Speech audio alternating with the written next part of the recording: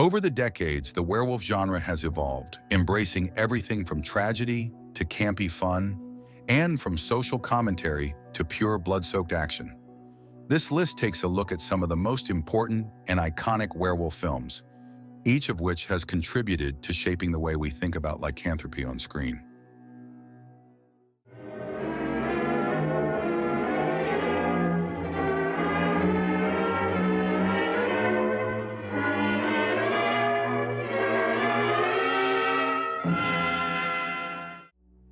Just like with vampires, the breakthrough of werewolves in genre cinema came quite late. The first Hollywood, and possibly the first ever, film featuring werewolves was released in 1935, by which time vampire cinema had already established classics like Nosferatu and Dracula. Werewolf of London played a major role in shaping the werewolf movie genre, setting up a basic conflict structure that many directors would follow right up to the present day. In this film, the werewolf is a monster, but, and this is key, a monster by force, struggling against his animal instincts, and ultimately desiring death as a release from his suffering. This was the first film to clearly define the classic werewolf image. It features all the key elements. The werewolf is neither fully human nor fully wolf, but a hybrid form between the two.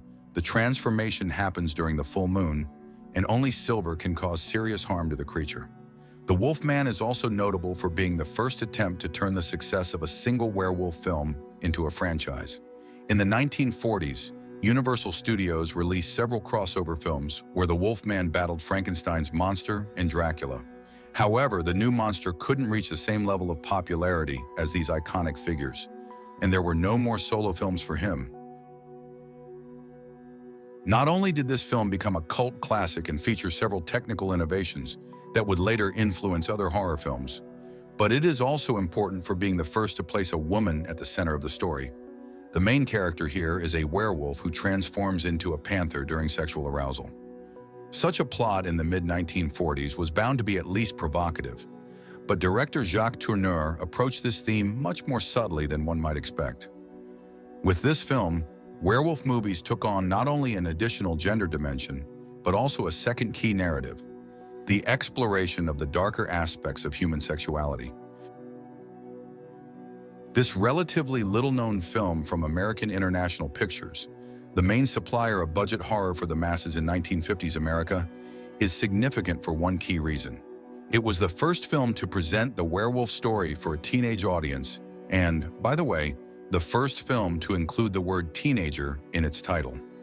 At the time, such a story seemed, to say the least, avant-garde, and in many ways it was a bold challenge to public opinion. The success of the film not only led to a wave of similar teen horror films, but also became a lasting example of youth horror in general. Help me! Leon! Get away! Get away! Leon! Get away! Leon, what? No! Get away!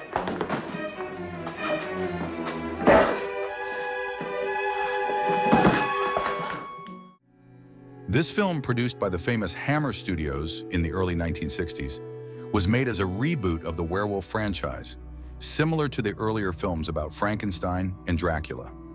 While it didn't achieve significant commercial success, it still earned a respectable place in werewolf film history. This was mainly due to the film being one of the most serious attempts to place a werewolf story in a historical context. Extraordinary attention was paid to the dramatic aspect, although elements of this approach had already been seen in the 1930s. Everything here contributes to the drama, from the well-crafted sets of early 18th century Spain to the excellent performance by Oliver Reed. A prime example of Spanish horror cinema, featuring one of its most famous characters, Count Waldemar Daninsky, who first appeared in this film. Daninsky later became the protagonist of a huge number of sequels, about 12, with the last one released as recently as 2004, and his role earned actor Paul Naschy the title of the King of Spanish Horror. This film is significant not so much for its own merit, but as a catalyst that sparked a werewolf movie boom in Spanish genre cinema. It's best viewed in the context of its sequels, where you'll find mad scientists, vampires, Dr. Jekyll, and even the Yeti. It's definitely worth watching at least once. number of young women were killed in the next month, their bodies exhibiting signs of animal attack. What's that? Warlocks, werewolves, and demons.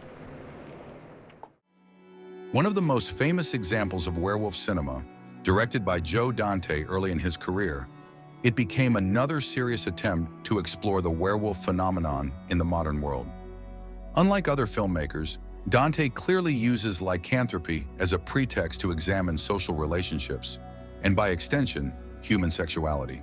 He doesn't just show the alienation and tragedy of werewolf characters, but in a darkly ironic manner, mocks modern mass society, particularly its media aspect. The Howling spawned several sequels, though none were able to replicate the success of the original, instead descending into fairly dull trash. However, there were exceptions, such as the second film, where Christopher Lee battled the Queen of Werewolves, played by Sybil Danning. Like The Howling, this film was released in the early 1980s and contributed to the rise in popularity of werewolf films. Its main strength, aside from the excellent special effects, is surprisingly the storyline. Director John Landis managed to transform what seemed like a simple tale of an accidental encounter with a werewolf into a tragic story of a human personality unraveling under the grip of primal instincts. Today, this film stands as a modernized version of the classic Werewolf of London story, and it's hard to imagine the werewolf genre of the past 25 to 30 years without its influence. Another experimental film on our list, but completely different from Curse of the Werewolf, despite both films taking place in the past. While the 1960s film unfolds in 18th century Europe, this one is set in a fairy tale past. Neil Jordan, who would later direct Interview with the Vampire a decade later, blends dreams, fantasies, and reality, all laced with symbolism. What's more, he uses this approach in a style reminiscent of later Tarantino narrative techniques. The chronological flow of the story is intentionally disrupted, and the plot is interspersed with numerous micro-stories. Pure horror art house as it is. The most interesting aspect of this film is its unexpected simplicity. Although there have been countless films about werewolves, until very recently, no one had attempted to make an action movie featuring them. Even though, on the surface, the concept of a werewolf as a dangerous beast seems perfect for it. All you need is to gather armed people and werewolves in one forest, and you have yourself a bloody showdown. If desired, you can throw in vampires or other creatures. This model was later reproduced in a huge number of films in the 2000s and 2010s, both serious and not so serious.